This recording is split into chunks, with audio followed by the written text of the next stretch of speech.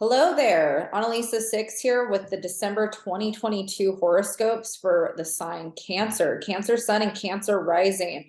December is going to be an interesting month for you because a lot of energy is forcing you out of thinking about yourself and your routines and your health and your structure. And now it's kind of pushing you to start thinking about other people. You might kind of feel a desire to nurture those closest to you. And if you are on the quest for love, that's going to be very elevated through the month of December, which is kind of an awkward time to date. So if you're trying to date through the holidays, you're supported in doing that right now, but obviously I think that's kind of an odd time to, I mean, personally, I think it's an odd time to start dating, but there's energy kind of being pushed into the area of the chart for the Cancer rising sun person, where your desire for romantic and emotional connection is elevated. So if you are in a relationship, you might feel yourself really wanting to take it to the next level of commitment. So you might, let's say if you've been kind of loosely seeing somebody, it's going to be kind of that time where you decide, is this my forever person, or is it time for me to look for somebody new? The area of the chart that this is hitting really wants traditional courtship. So whether you're male or female or non-binary or whatever that means to you, whatever a traditional or, kind of, I don't know how to say this. I'm trying to think of a progressive way to include everybody in terms of what traditional courtship would be. And I think that for millennial me generation and younger, that is, I don't know if traditional courtship really pertains to everybody, but I think that the way that I see traditional courtship, regardless of gender or sexual orientation, would be, maybe dates, before, like, not doing one night stands, not rushing into something, having, kind of this, this is the Venus, Mercury, and Capricorn. So it might be more of a, let's take things, let's get to know each other in a very pragmatic, down to earth, practical way. What do you do for a living? What do you want out of life?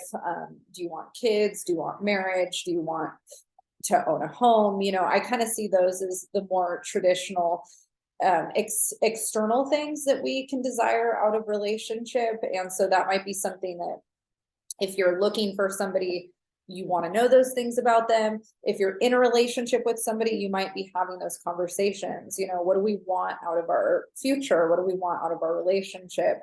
And, if you're in a relationship where you desire certain traditional kinds of things, like regular dates or, ways of kind of dispersing finances or structure around things, those themes might be coming up for you a lot, where you're reflecting on that. And so for some reason, I keep thinking a lot about single Cancer people, but I'm trying not to think about just the influence of Venus bringing relationship in, and thinking also about how, when we're already married or we're already in a relationship, how we expand upon that, right? So if you have a girlfriend or boyfriend or partner of some kind, or multiple partners of some kind, you might be kind of in this position where you're like, is this somebody that I see myself with for the long haul? Is this somebody I see myself merging my life with? That's going to be a theme.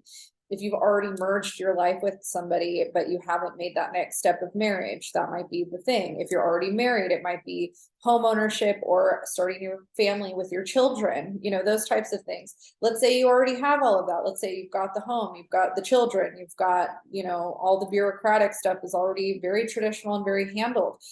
But maybe your relationship is lacking when it comes to romance. Venus wants romance. Venus wants courtship. Venus wants some kind of traditional romance in there. So that could be scheduled date nights, or things like that. So those are a big theme for you. You're going to be desiring a lot of that, and you're going to be looking for it, and you're going to be actively wanting to talk about it and work that out with the people that you're closest to in that way.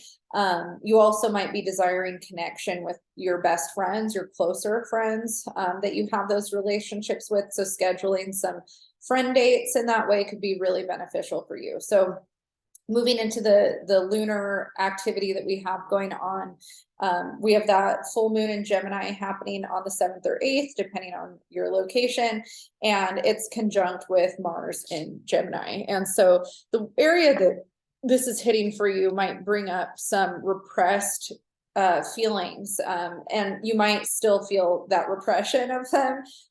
Mars has been retrograde in Gemini for a while now, and repressed anger is the theme of where it's hitting in the Cancer rising chart.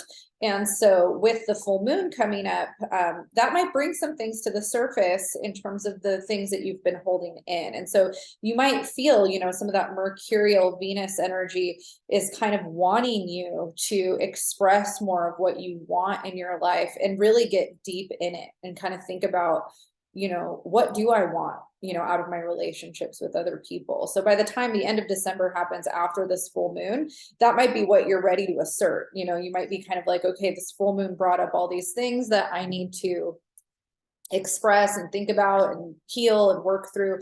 And now that that's happened, you know, I'm ready to ask for it. I'm ready to tell my partner or people in my life, like, this is what I need out of my relationship. So that's going to be a big thing for you, and learning how to communicate those needs in a constructive way. And, you know, Cancer is the cardinal water sign. It's very emotional, you know, but it can also be very private and can withhold.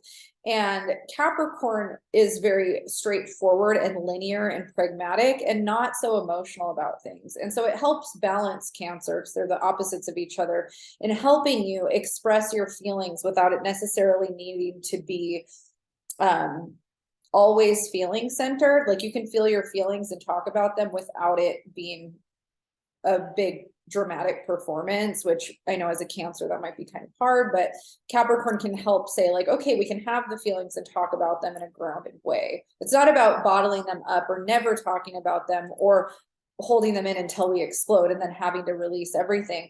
We can have our feelings and we can process them, we can cry, we can feel them, and then we can have really grounded linear conversations about them with the people that we love, that we're close with. So that might be something that you're navigating in December. By the end of the month, we have our new moon in Capricorn at 1 degree. And this is also going to play upon some of those themes where you're going to probably feel really motivated to set intentions around the energy that you want in your relationship or whatever you're trying to manifest within a relationship moving forward. So the new moon is a really good time for you to ask the universe for what you want in that way. And we also have Mercury going retrograde in Capricorn on the 29th of December at the end of the month. And that is also going to be kind of a time where we're having to reflect on maybe some of those things throughout January again, working through some of those communication dynamics in our relationship. The other thing too with the new moon is that it's squaring Jupiter in Aries. And so, you know, we have to be kind of realistic sometimes about what it is we're asking for.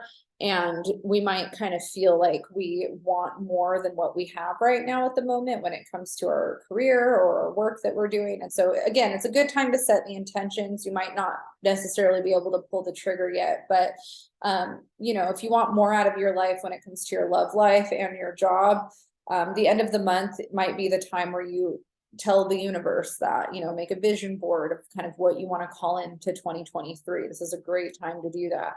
Not the best time to necessarily make those changes or act on it, but a good time to start setting the stage for that. So love life, relationships, and communication dynamics within them, and really getting your needs met and learning how to ask for that, learning how to have those conversations.